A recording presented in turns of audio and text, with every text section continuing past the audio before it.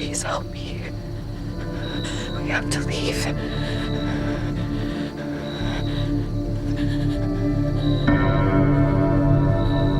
You would never leave here.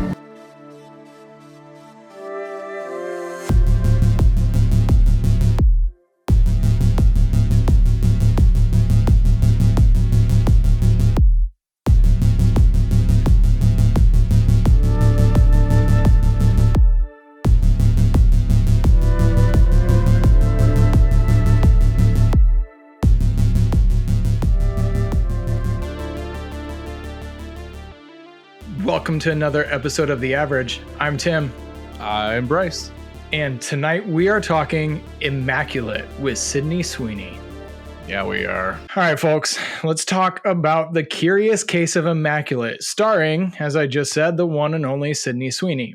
You know the drill. You've seen a trailer. You felt hype for a movie. You've probably already imagined sitting in the theater, excited about what was promised in a trailer and what's about to unfold on screen. Maybe even some of the things that you've heard about it. But here's the thing. Sometimes, and just sometimes, the trailer plays tricks on us all. It's like a magician's sleight of hand, dazzling us with tantalizing glimpses of what's to come, only to leave us scratching our heads when the final act falls short of what the trailer promised. You were ready for something epic, something new, a roller coaster ride of emotions, guided by, in this case, Sydney Sweeney. And yet, as the credits roll and the lights come up, you can't shake that nagging feeling of disappointment. It's like the trailer was a tantalizing dream and the film itself, well, let's just say it didn't quite live up to what you had hoped. Maybe you loved it. I don't know. But that leads us into this movie, because I had heard a lot of positive talk about this movie going into it. Mm-hmm. And I think the main draw here is Sydney Sweeney seems to be people's, I don't want to say love child, but people show up for Sweeney, apparently. To an extent, you're probably right. Yeah. I hear a lot of talk about Sydney, about Sydney's assets, what she brings to the screen. I mean, if we're gonna be fair and not treat the audience like a bunch of idiots, she's very aware of it too. So Yep. To her credit, she does know her audience and she doesn't treat them like idiots. And so I think she deserves some credit for not being one of these casual Hollywood stars that's a little too full of themselves. No, here's the thing. Every interview I see of her, I like her. Like, she's a very likable person. Yes, she seems like a genuinely likable person. Yeah. So I'll admit, I have not seen Sydney in many movies. I saw her in The White Lotus on HBO Max. That's right, yeah. And that was my one experience with her acting. I've heard a lot about her. No, I did not make it out to see Madam Web. I'll wait till that's free somewhere. Anywhere. I haven't seen her in a lot. So this was my first experience seeing her as a leading lady. But let's dive in to that story. Bryce, brief summary.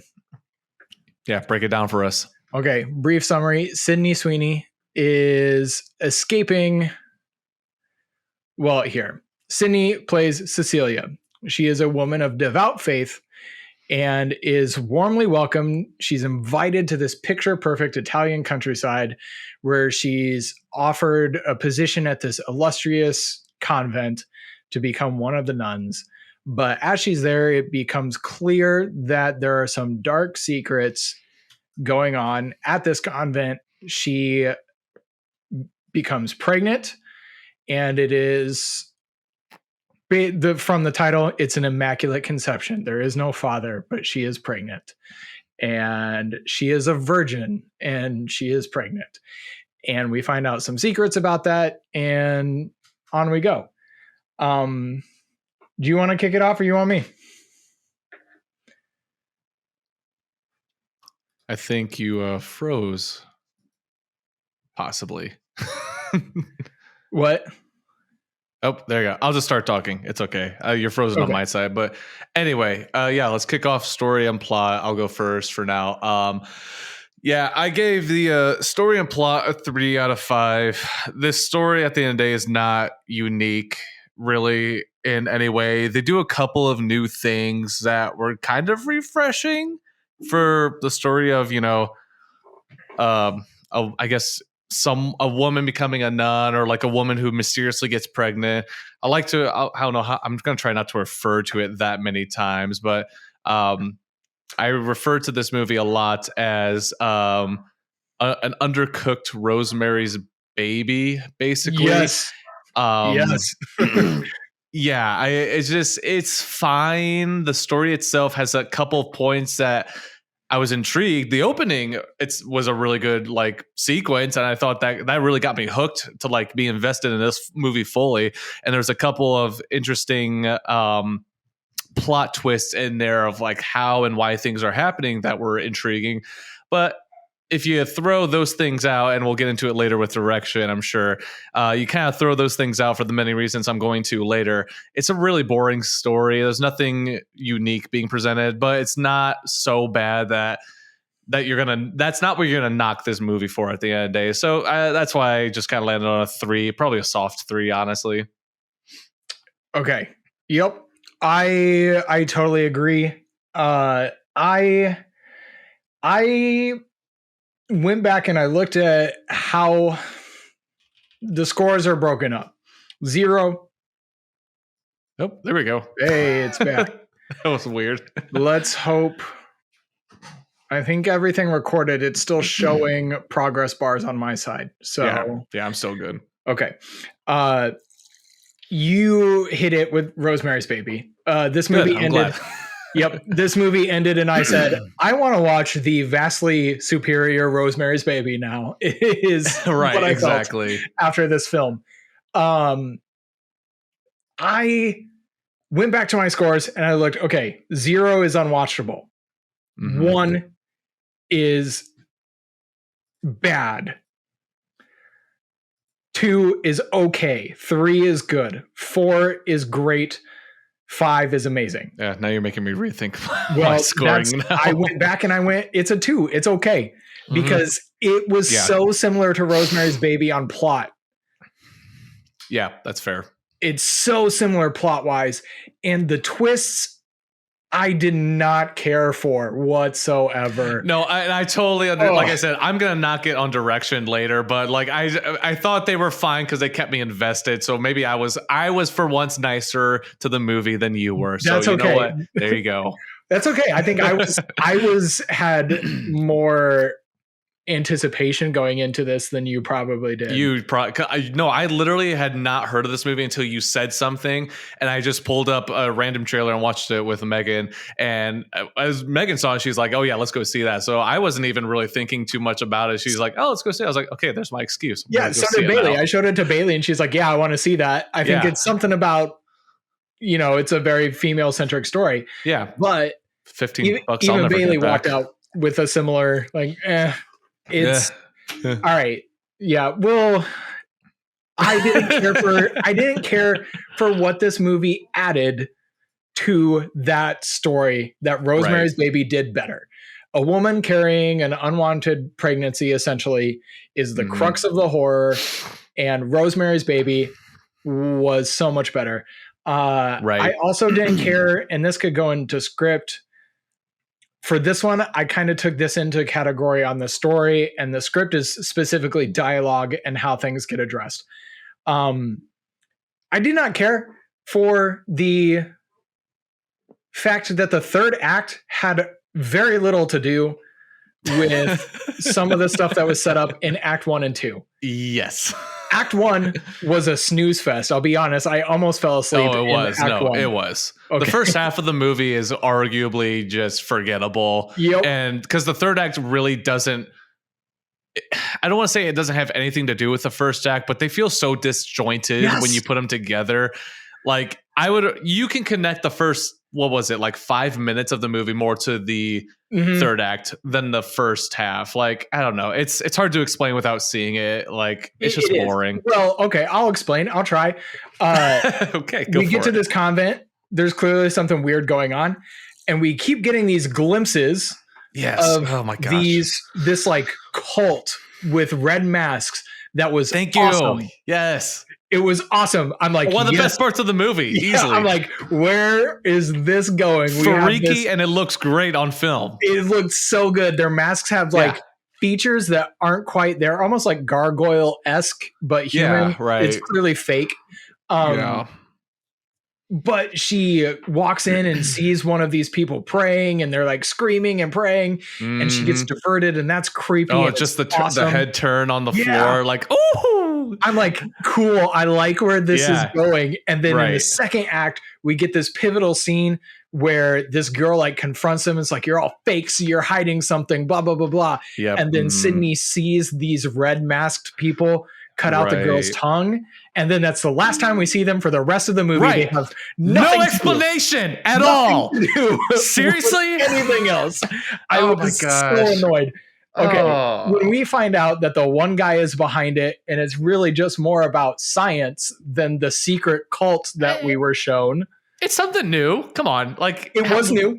Yeah, it's a new idea, and I'll give credit there. It was something I would have never thought that they would. It's insane and it's kind of wild, but honestly, it makes sense. And I'm going into a horror movie that's supernatural, so like, I'm going to suspend some belief, to just go with the story. But that was actually it was a nice twist. It was clever, and I had actually just watched a documentary about a guy in the 90s who claimed they had DNA tested blood from the nail, so like that's kind of based on some urban legends.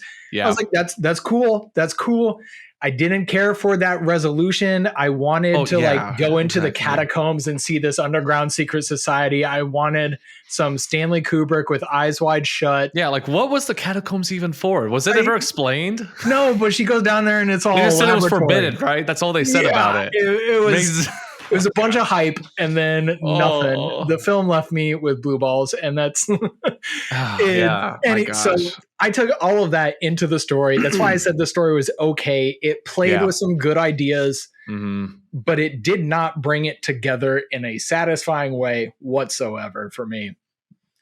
So are we still on story plot? Yeah, it was just okay. It was just okay. Yeah, it's okay. Yeah, whatever. So what's up next? We got character now. Yeah, character. This is another rough one for me. Go ahead. Lead the way then.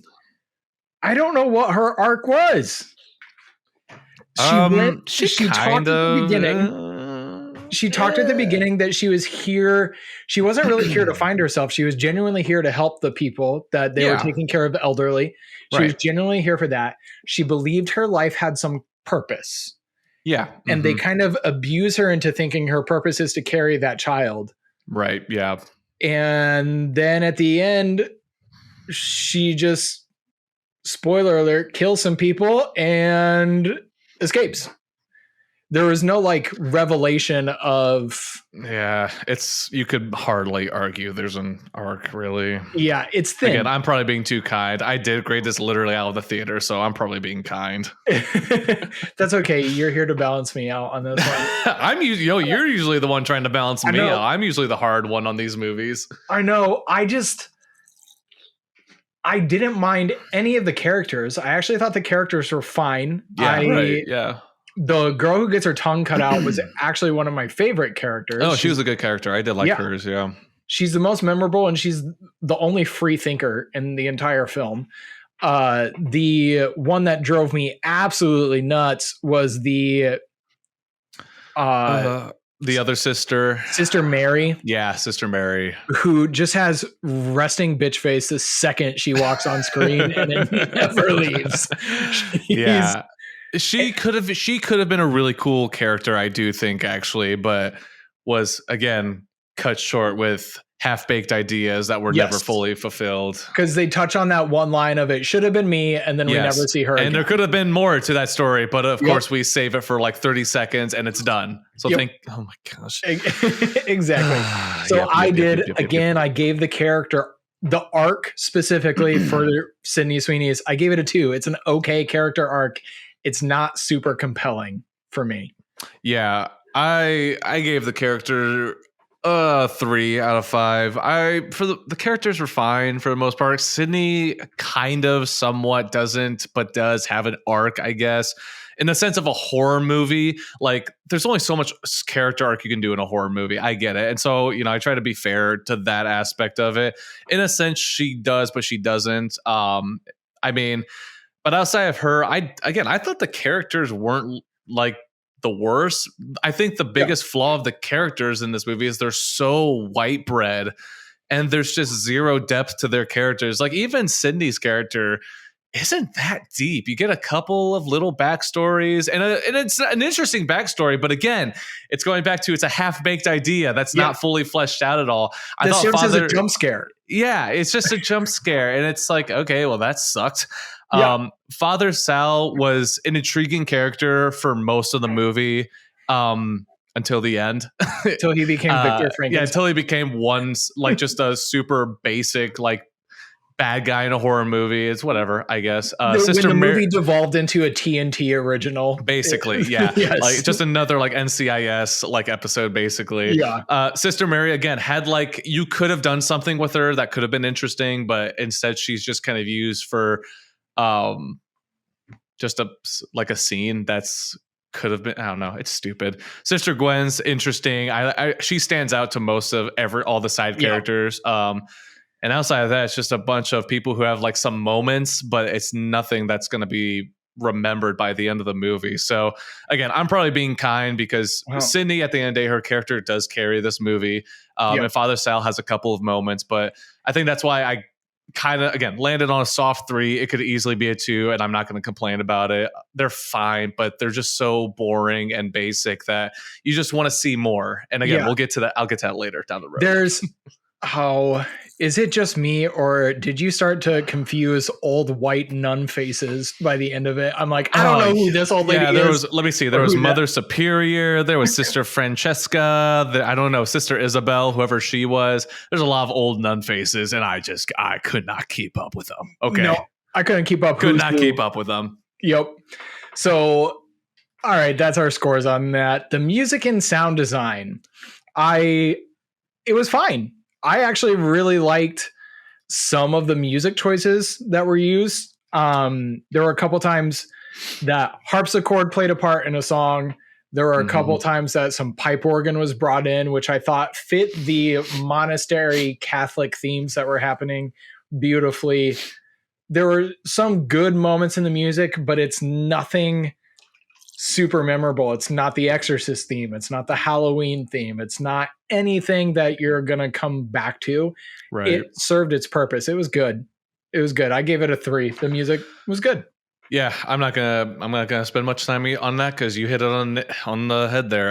It was fine music. I actually thought it elevated a lot of the movie. I would at times agree. where it was falling flat, or it easily could have fallen more flat than it did in some cases. I thought it was executed pretty well. The mixing was done really well. Sound effects were also done pretty well. I remember some scenes standing out with the sound effects.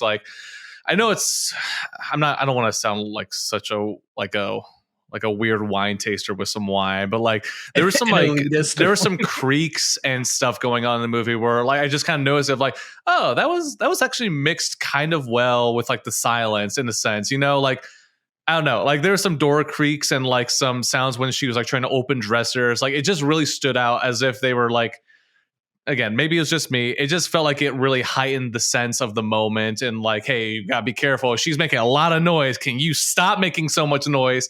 I don't know. I just want to give credit there. It put me in a good spot of okay, I'm in the moment here. I feel like I'm in this movie in this moment where it's supposed to be dead silent. She's making a lot of noise. She could wake anyone up and anything could happen here. So I just want to give some credit there. So again, I feel this is more like a mid 3, but it was pretty good for the most part.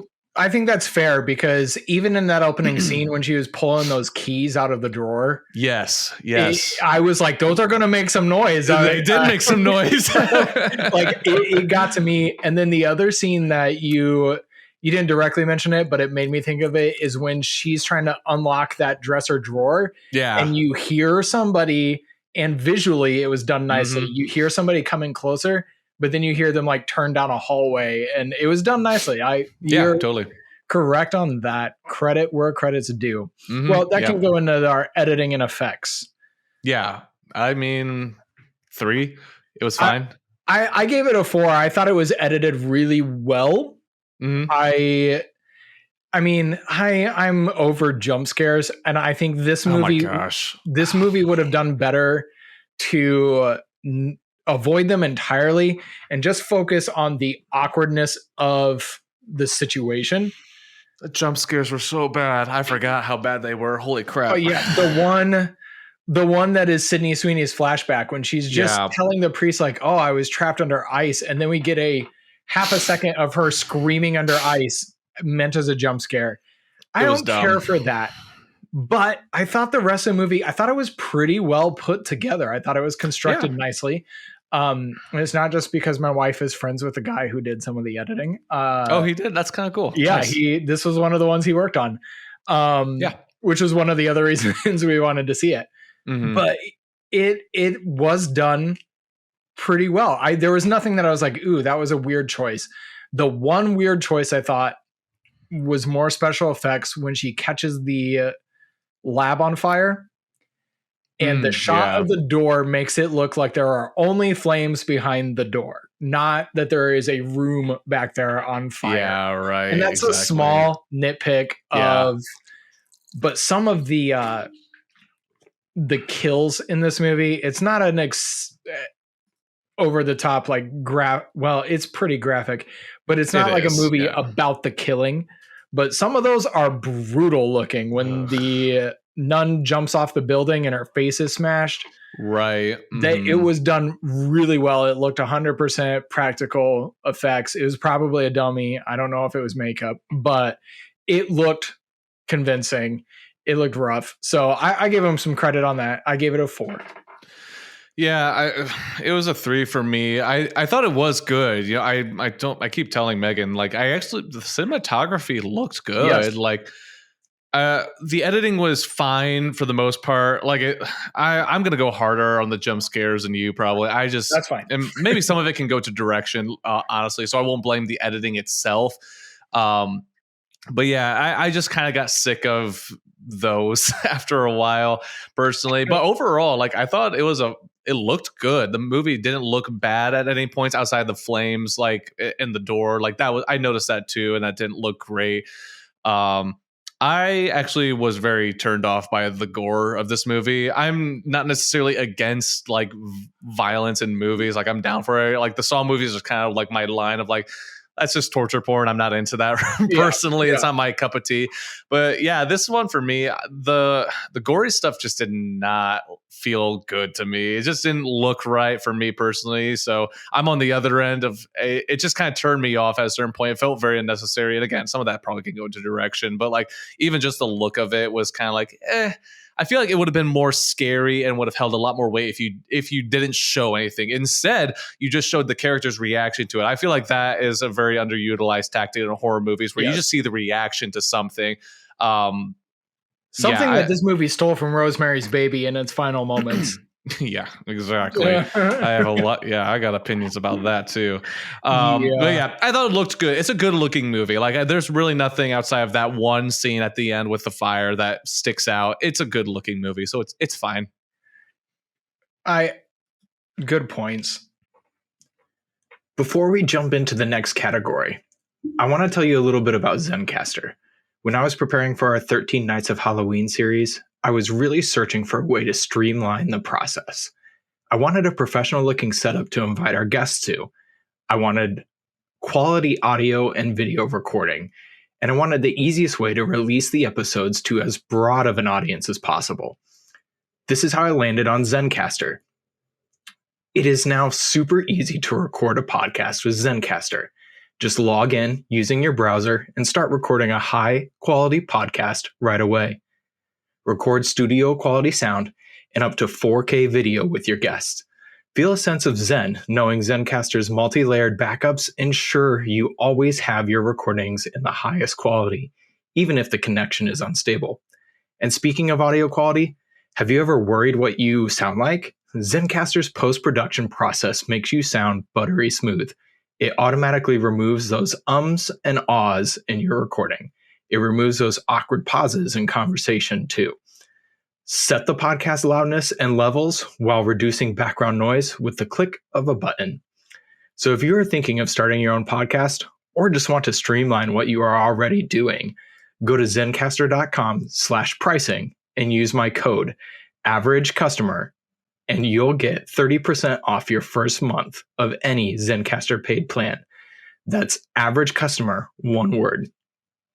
I want you to have the same easy experiences I do for all of my podcasting and content needs. It's time to share your story. So let's dive into the next category. All right, so the script. So I mentioned when it came to scoring, I put the problems with the story into the story category and just addressed the way people spoke to each other. I don't know how many times we need to repeat the line, "and the meek shall inherit the earth." It felt like at least every half an hour. Like that was the driving force, and it was never connected. Yeah, right. They were trying to, okay, spoiler alert, they're trying to recreate their savior, but no one ever explains why. Ever. No, they explain like he's going to save us, and I'm like, you. So are we trying to enact what's going to happen in Revelation, or are we just? Is there something specific you're looking for him to save? Like, because you're also Catholics believing that this was the blood of your savior, and now you're trying to just recreate the savior. I don't understand. Right. Like, but I mean, because don't Catholics believe that Jesus wasn't even like the original savior? Like, they're still waiting on him. But I know that's Orthodox Jews believe that. Okay, so it's just okay. I knew Jews did. I just didn't know if that's what they all believe different things. I feel like whatever. It's hard to keep up. This is not my expertise of religion. Yeah, let's talk some theology and biblical practices. Actually, yes. Oh, yeah. I don't. That's my major issue with the script, is that things weren't explained very well. However, I thought most of the dialogue, the way people interacted with each other, I never cringed other than when they were throwing around the line of, "and the meek shall inherit the earth." And I'm like, like he whispers it to Sydney twice over as he's doing something. I don't remember, but he just whispers it to her in front of a window. And he's like, "and the meek shall inherit the earth." And I'm like, that had nothing to do with the rest of the conversation. Right. However, the rest of the conversation is pretty good. There's some creepy moments with those red hooded nuns that we don't know anything about and we never will. There's some creepy moments of them like screaming and crying in prayer. There's a nice moment when it was Sister, what was her name? The one we said we liked. Oh, Gwen. Yes, when Sister Gwen kind of confronts everybody and she's like, "You're all a bunch of hypocrites, liars, whatever. There's something going on here." That I thought those scenes were written pretty well. It was just, they kind of, instead of trying to connect why things were being done, they just glossed over it and hoped we wouldn't ask questions. So yeah, pretty much. Yeah. Yeah. Ultimately, I gave it a 3. I thought it was good. The dialogue was good. It flowed for the most part, but it doesn't connect some of the necessary bits that we need. It explains some of the questions of what's going on, but I gave most of the story on like, oh, we're just going to leave the total red hooded nun cult hanging. Mm-hmm. That's the story's fault. The script dealt with what was on screen. Fair enough. Right. Yeah. The more I'm looking at my scores, the more I'm kind of realizing, like I said earlier, I went into this movie with zero expectations, and I was honestly under probably more of the influence of like, I'm just kind of going to this movie casually. It's date night. Like I didn't really have the movie critic like glasses on when I was watching this movie, because I'm just looking at my scores as I'm ever going through this. I'm just like, I was pretty kind to this movie, where I could have really gone in on this. I think you're pretty fair. I mean, again, I'm not trying to justify the fact that I gave script a 3 and I kind of want to give it a 2, but like I feel like you could honestly go either way, and it's mostly just like, what mood were you in when you saw this movie? And again, I spent $15 on this movie, so I'm gonna try to make the most of it at this point. But I agree, the script. I agree with the writing of the movie. I really didn't cringe at any parts of this movie. Nothing felt out of place when the characters were interacting and talking to each other. Everything felt very natural, and kind of fit the personalities and who they were, and didn't really take away from my experience of watching these characters interact. I thought the script was pretty good. Right. Like, it wasn't great. This isn't Quentin Tarantino at his best, with dialogue. So 15 minutes of dialogue where you are riveted. Yeah, exactly. Like, I never thought I would love two people talking to each other so much. No, the script was really fine. I'm not going to dock yet on the lack of anything being explained. I'll throw that in the direction, which again, I should have scored that lower. That's what the one I should have absolutely, I was wrong on that one, which will come up soon. But yeah, I thought it was fine. Nothing special, but I don't think you're going to feel weird about anything that's said in this movie or how the characters are talking to each other. It's pretty based and nothing stands out. So it's fine. It's good. Yep. I totally agree. So on to, Sydney Sweeney. Yeah, I mean the acting. Onto the acting, of course, right? Yeah. So here's what we kind of said at the beginning. Sydney just seems like a likable human being, a nice person from everything I've seen. Genuinely, she seems genuine. This is only the second time I've seen her in anything. The only time I've seen her as a leading lady, to use that term. I was struck by a couple of things. Her facial expressions are fantastic. Yeah, that's a good point. She is very emotive in her face, and that carries most of her acting in this film. I did think she delivers every line with about the same enthusiasm. It's just the way she talks. The way she talks is, I couldn't tell if it was, I tried to go back to seeing her in The White Lotus, where she was kind of the rebellious teenage character. And she did a good job. It's kind of the same as Euphoria from what I've seen in clips and stuff. This movie feels a lot like her trying to break that typecasting early in her career. Yeah, to her credit. Like, that's not a bad thing. I think that's a great thing for her. I think it showed. My one complaint about her is I want her to use her voice as much as she uses her face, because her face was extremely emotive. And there are times where I'm like, this girl is genuinely torn up. I see it on her face. And then she would speak and it wouldn't quite feel the same. The one scene that I thought she does really well, it's just drug on a little bit too long, is the end of the movie when she gives birth. Yeah, she it's says interesting. Nothing, but she just screams into the camera for what felt like a solid minute of screaming. It's a bit too long. Yes, it's a bit too long. I get the point. I get it, but you're bad execution. Someone in our theater started laughing just because, like, that's happened in ours too. Yeah. Someone just burst out laughing. It was kind of funny. Yep. It is uncomfortable, but then it goes on so long it gets a little bit like, oh, okay. Yeah, it's a bit comedic almost. Yeah, we get it. But she does a really good job. I was questioning the director on that point, like, why did you drag this on so long? Because it wasn't, the movie hadn't built us up like Ari Aster, where a scene like that is going to be devastating. It was, she was fine. It was the movie leading up to that wasn't. And so therefore it didn't hit as hard. So I liked her acting. I thought the rest of the cast was good. I didn't think the acting overall was great. I thought it was good. So would I watch Sydney Sweeney as a leading lady again? Yes. Would I watch her in a serious role again? Yes. This one, I don't think did her a lot of favors, but she was like I'm just flashing back to that scene where she breaks out of the car and is running across the field. Like maybe she deserves a little bit more credit than I gave her because she was good. She was better than I expected, in all honesty. I gave it a 3, but she was solid. Okay.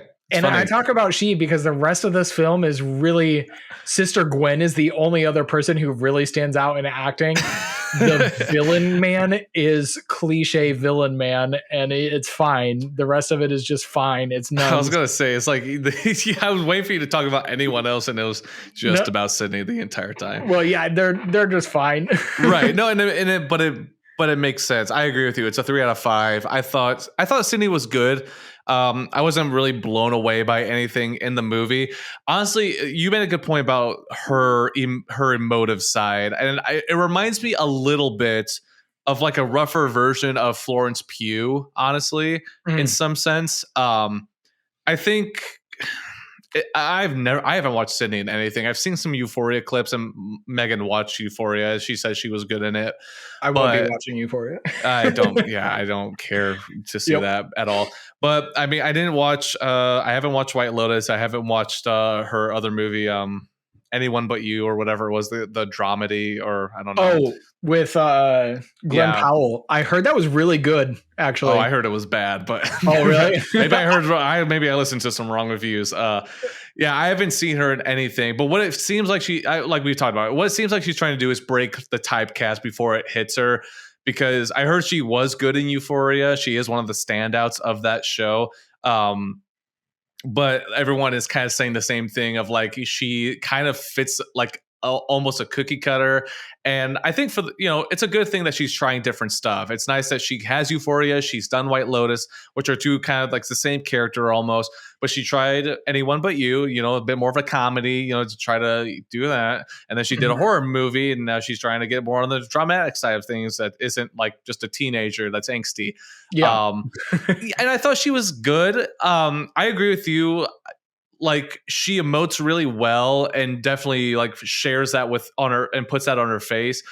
But yeah, I would just like to feel it more in your words and what you're saying. Like I kind of said to Megan on the way out, like everything she delivered was kind of like a lull. Like there wasn't like any inflection like between the severity of some situations. It was more just kind of always this.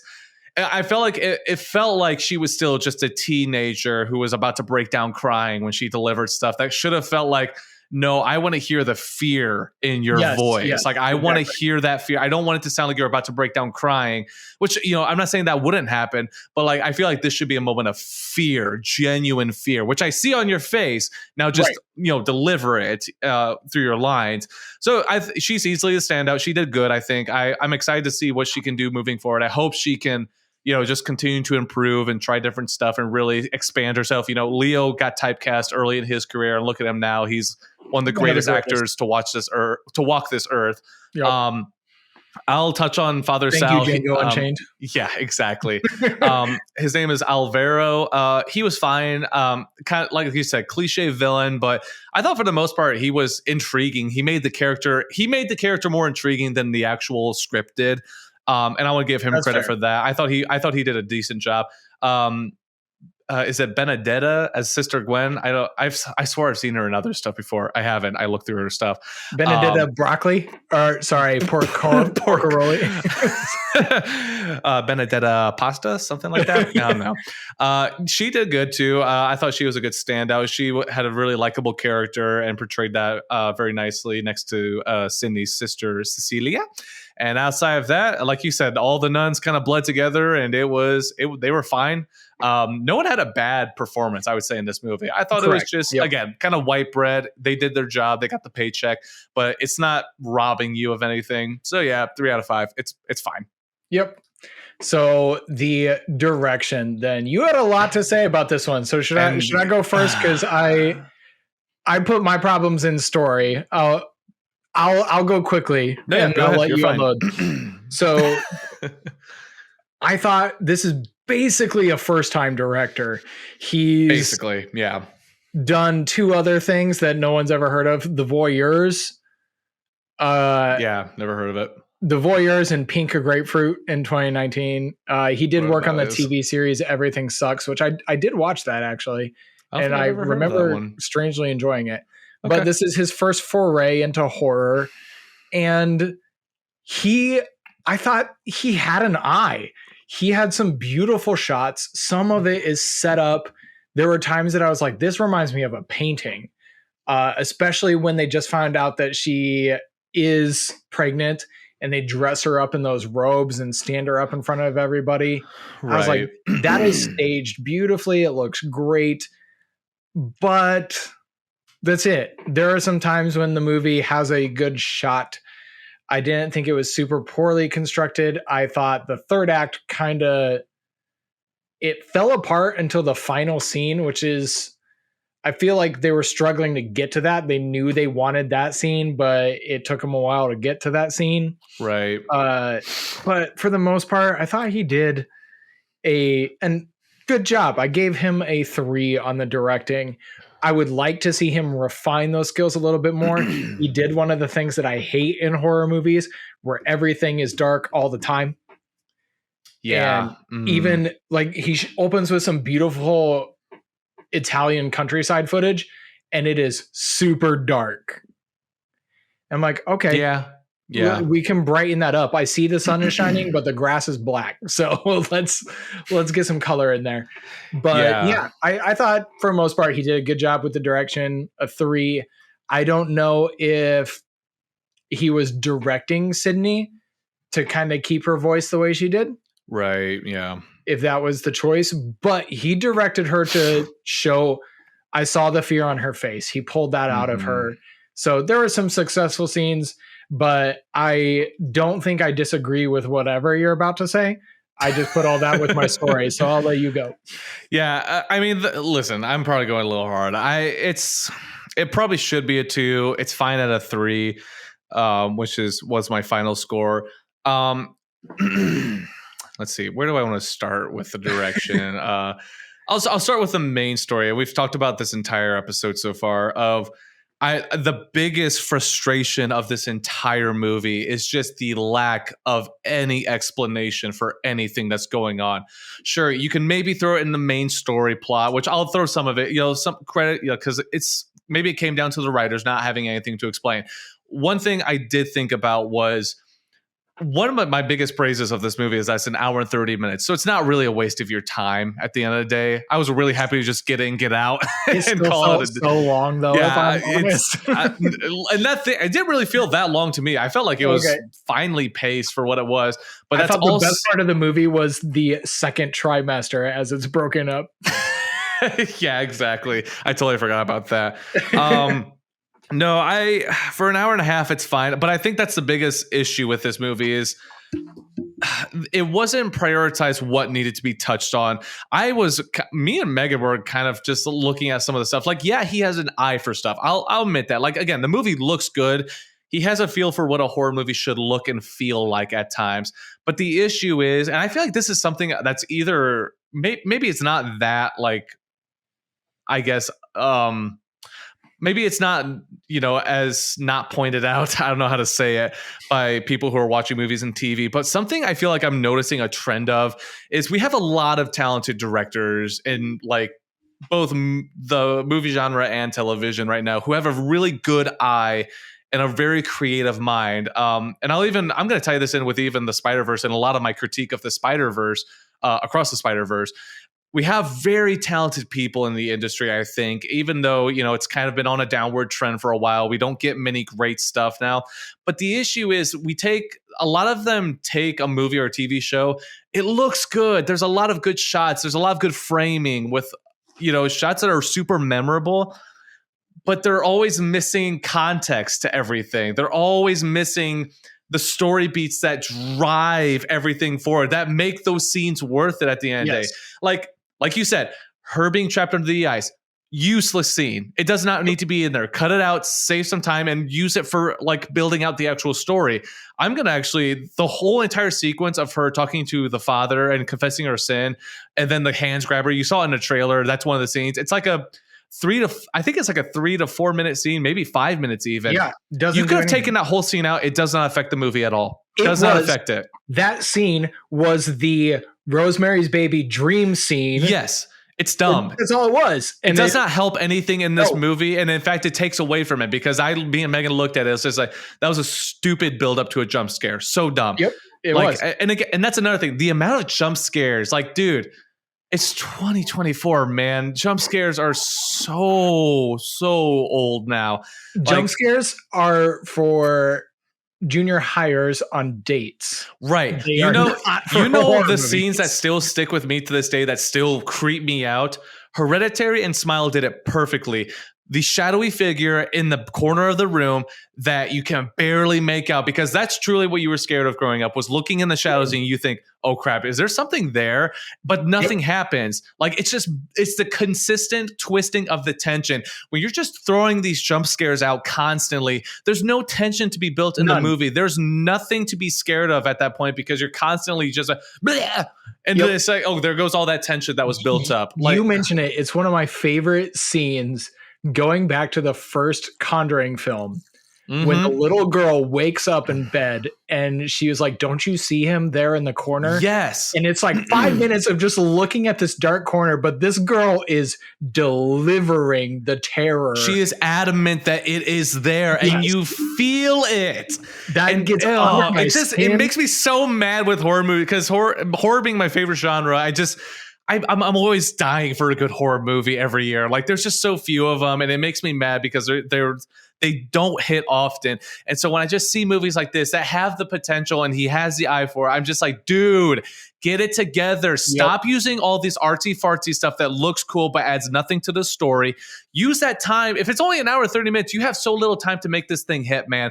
Don't waste it on stuff. Like, even the scene you saw in the trailer where she's all dressed up, it was very midsummery. Like, that's how it felt. It was. What was the point of it? Like, I don't feel like it was kind of just like, you're pregnant. And then it just cuts to that. It's like, oh, I guess it looks good. But like, I don't feel like there was really there was nothing built up for her character to make that feel impactful. At least with Midsummer, by the end of it, it was impactful. And I felt like it actually kind of added to her story, actually to her character.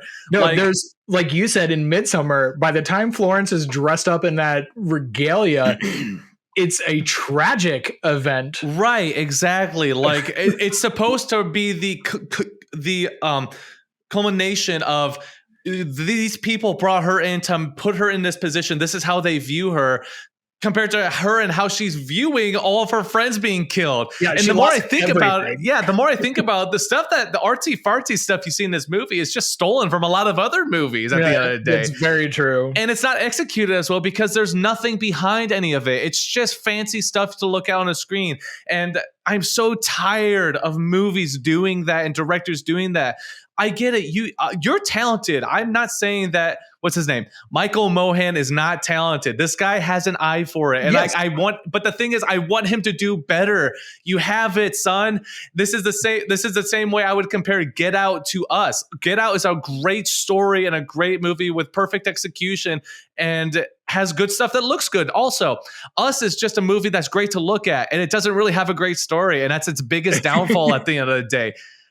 I'm sorry to go. I'm not trying to. I don't want to sound mean to Michael, but it's just like, dude. I know you can do better, and I want you to do better. So next time you get a movie like this, please build out the story next time. We can less jump scares. We can probably blame this on the story because the writer wrote, is it Player Unknown Battleground, Ground Zero, Mysteries Unknown, and Delirium and the Doll Man. So like nothing. Yeah. This is probably his best writing, and it probably is. It's fine. But again, it comes down to how is the movie directed at the end. And again, it's flawed, and it could be, I'm just going to touch on it quickly, but like the ending, I did not like at all. In fact, the ending should have been cut. Honestly, it was very. I understand what they were going for, but I felt like the way it was directed, it was kind of trying to mislead. Do we want to spoil it to have a discussion? Because I have thoughts. If you want to, I wasn't going to touch too much on it, but if you really want to, I mean, I'm happy to go into why I did not like this ending at all. I want to discuss it. So I heard a lot about the ending being a big deal. I heard nothing about it. And yeah, let's go into it. So I had heard this had like one of the best endings of a horror movie in recent years, which I'm going to go ahead and tell you, no, it does not. No, it's not. No. So basically, spoiler alerts, if you don't want to know what's going on, skip the next 5-ish, 10-ish minutes. We find out that they used blood found on the nail from the crucifixion of Jesus to get his DNA, and they're basically trying to clone him inside of nuns. And they have tried multiple times, and we see these like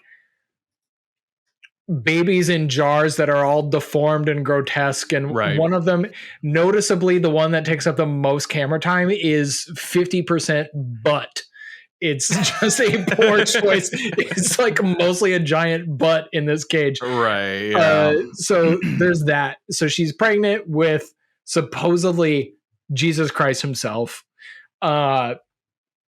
And so at the end of the movie, she's defeated the biologist who impregnated her, and she has the baby outside and stealing from Rosemary's Baby, where what's in her head is scarier than what we could ever see.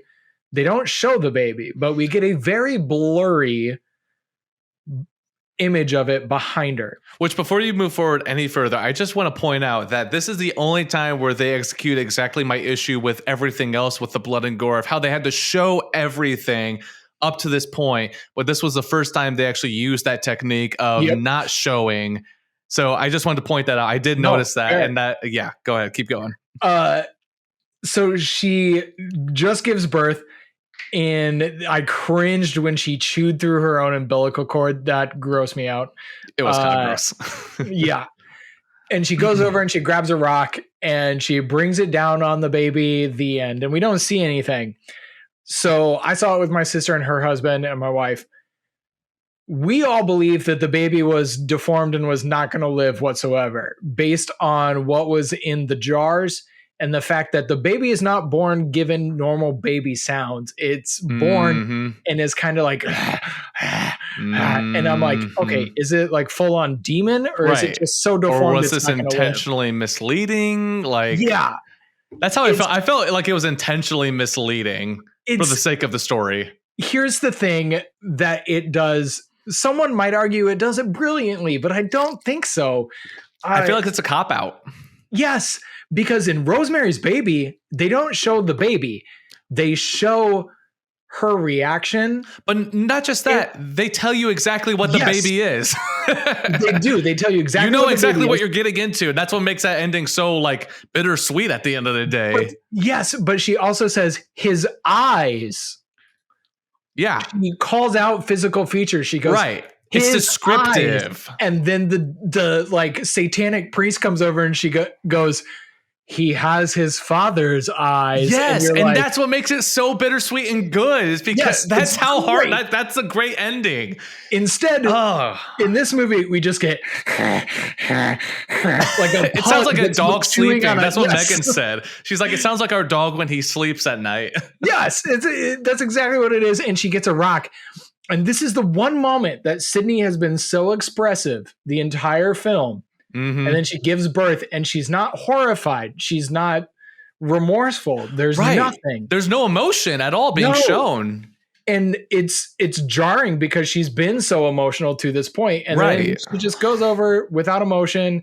You could argue she's sad. I see it a little bit, but it's not comparing to the rest of the movie. Right, exactly. And she picks up the rock and that's it.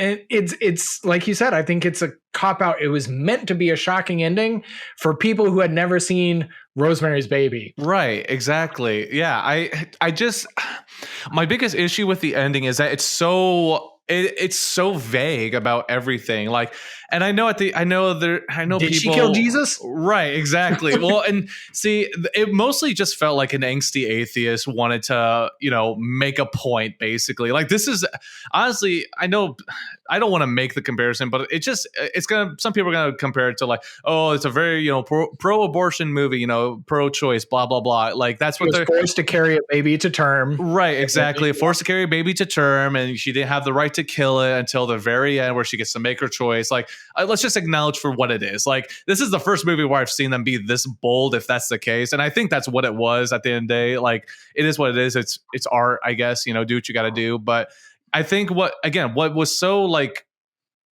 what really bugged me about the ending, kind of like, not just that it was a cop out, but that again, it goes back to the entire issue with the movie. There's no like, there's no upfront explanation for what anything is at the end of the day. Like, okay, is this the spawn of Satan? Is this like a demon baby? Or is this just like another normal baby that's going to have some deformities? Which in that case, I don't want to deal with the PR of that if that's what you're trying to say.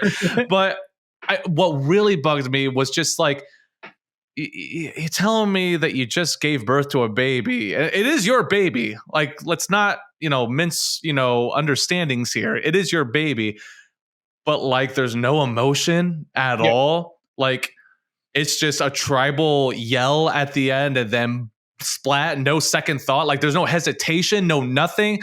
I felt like whether you agree with it or not, at least there would have been some character like development or character arc, in the sense if there's like a hesitation or if there's like a question of like, I would have rather the movie just end kind of on a cliffhanger of just like whatever. Like, at least that would have like felt a little bit more fulfilling and not so like, this was weird. Like, that's where I said her arc wasn't satisfying. Right. At the end, I'm just like, what? It's just like, accomplish? Oh, so you're tribal. You're just like you're another animal. Like, you're just as bad as they are for just like mindless killing at the end without like, I don't know. It just didn't sit well with me. I don't really see how this is one of the greatest horror endings. It's from the very beginning where she's yelling for too long to where she just goes, picks up a rock, doesn't hesitate, doesn't think about it. You don't see any sadness. You don't see necessarily any emotion at all. It's just like she went to pick up a rock, she came back, yells, and just splat. It's just, and again, you got the sound of the baby. It's just like, it sounds like a you don't really know what it is. It's like, okay, are you like, I feel like you're trying to make a political point more than actually executing a finale of a movie that's supposed to apparently be this great ending. Right. And again, no matter where you line up politically on it, just looking outside of the political lens, it's a weird ending. It's really not that good or that not even inventive in any way. It almost would have been more upsetting for her to just walk away and leave it.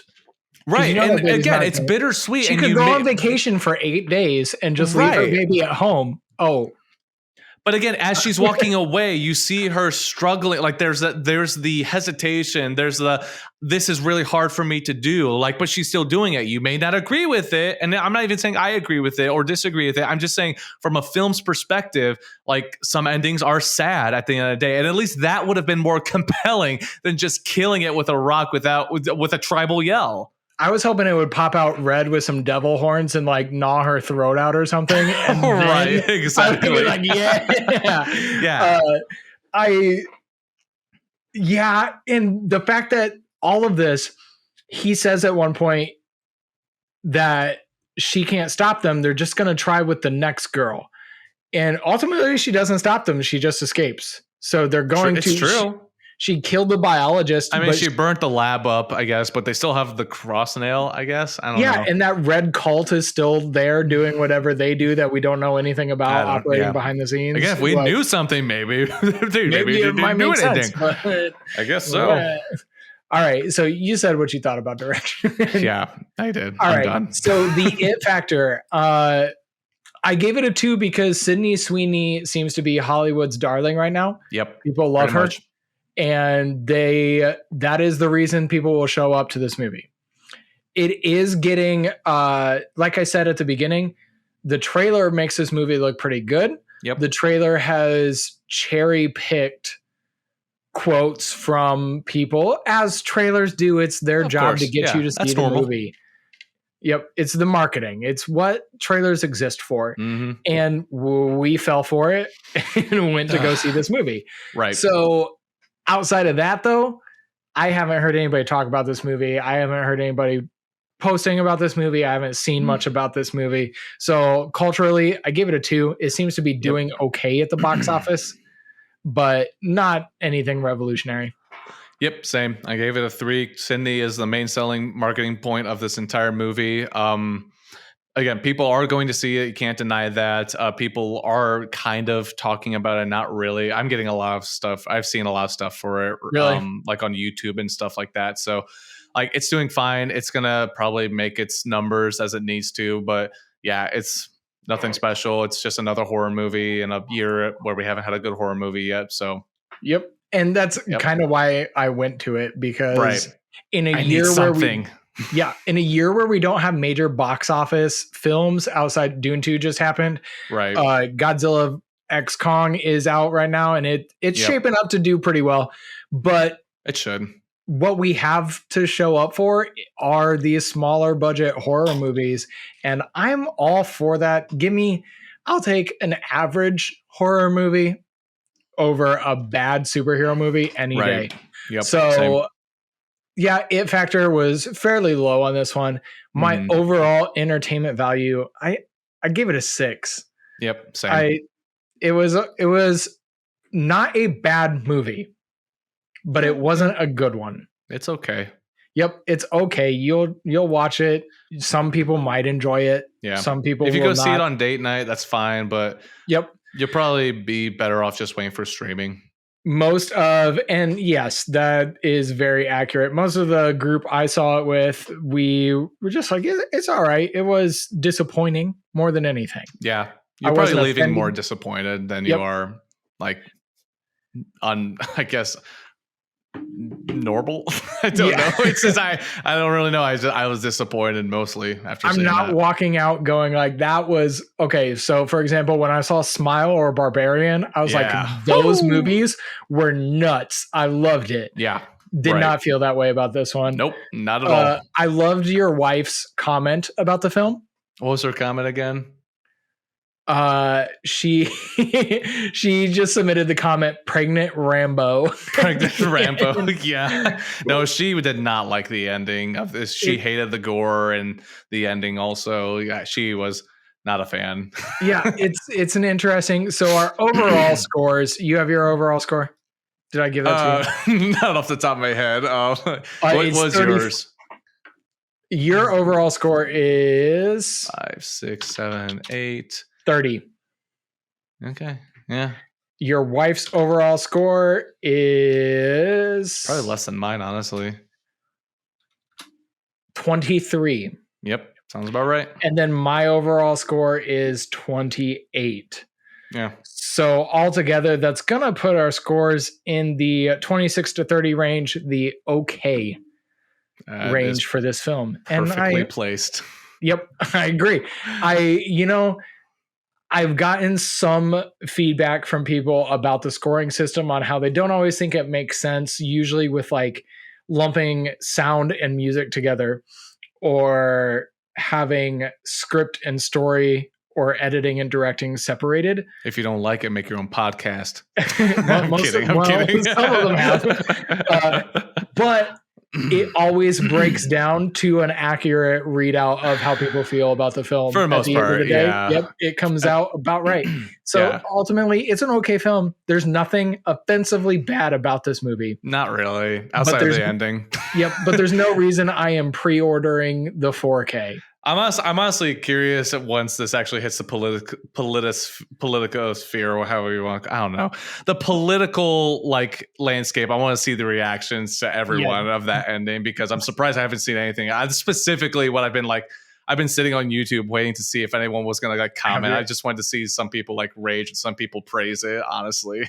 Yeah, it's fine. It's a fine film. I'll be curious to see. It's okay. It's not. It's forgettable for the most part. What I mean, do you have final thoughts at all? I gotta give it. Yes, my final thoughts. It's better than both The Nun and The Nun 2. Well, that's not hard, so that's a low bar. I jokingly was going to start this episode like we're talking about The Nun 3 tonight, or Rosemary's Baby, the sequel.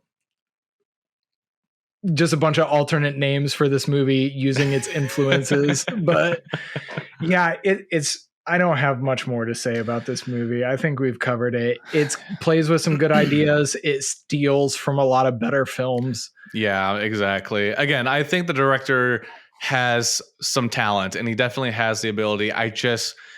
We need to stop trying to copy A24 because we need to remember they also back up their amazing looking movies with a story. Well, and sometimes, and listen, they even fall flat sometimes too. What was that one movie we saw?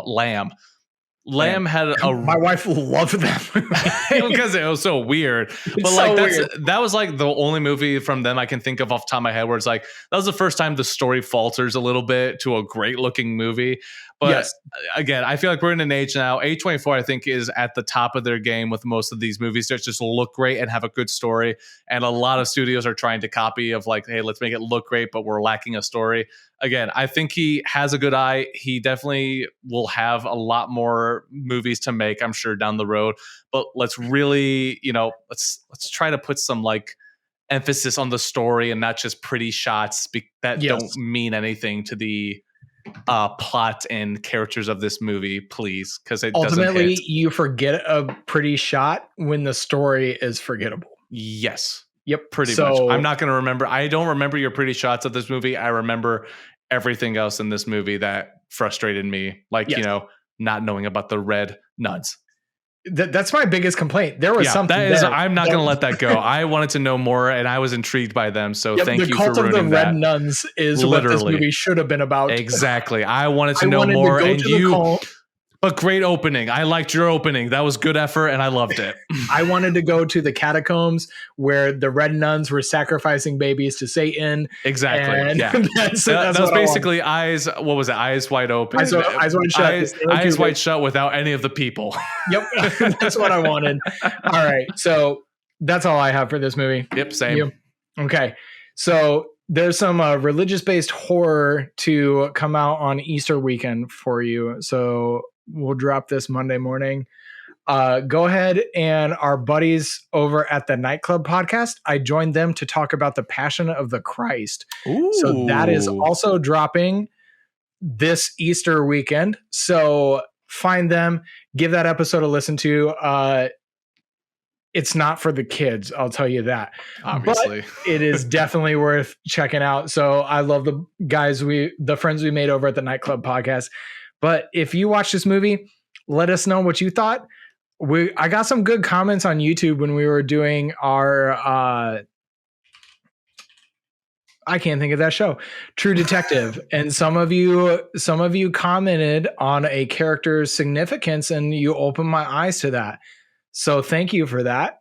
Do that for everything else. Send us a review card. Go to that link in Instagram. If you watched the movie and you loved it, let us know. We'll incorporate that score. Bring that average up to reflect what you thought and include your comments in the post. So interact. We want you to be a part of this. Absolutely. Could not agree more with that. All right. Anything else, Bryce? No, I'm done talking about this movie. I'm ready to let it fall into the ether of the back of my head. Yes, and I'll watch a better movie like Rosemary's Baby. See? Guilty. You've heard us mention Rosemary's Baby a lot because that movie is fire. No, seriously. What was the last year we watched that for our 13 nights of Halloween? Yes. That was my first time watching it, and I know everyone had like hyped it up as one of the greatest horror movies. I was like, whatever. No, it's that good. It's really, really good. My wife and I, my wife and I joined the Nightclub podcast to talk about Rosemary's Baby because it was Bailey's choice.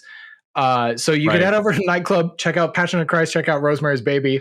Welcome to part 2 of this podcast where we now go into Rosemary's Baby. Yes. And that movie gets under your skin in the best ways. But We'll leave you with that. Coming soon, hopefully, we're going to have Godzilla X, whatever that means. Godzilla X Kong, whatever. Kong, the new empire, where Kong gets the Infinity Gauntlet and conquers his evil self very Jedi cavey of King him. Kong gets the Infinity Gauntlet, and Godzilla drinks the what do they call it? The lean. Yeah, and gets the purple spines. I don't know. Yep. I'm here for some Whatever, nonsense. stupid action. Let's go for it. Yep, I want some great Godzilla action. That's why I'm here. Yep, Let's absolutely. be honest. All right, we'll see you next time. Yep. See ya.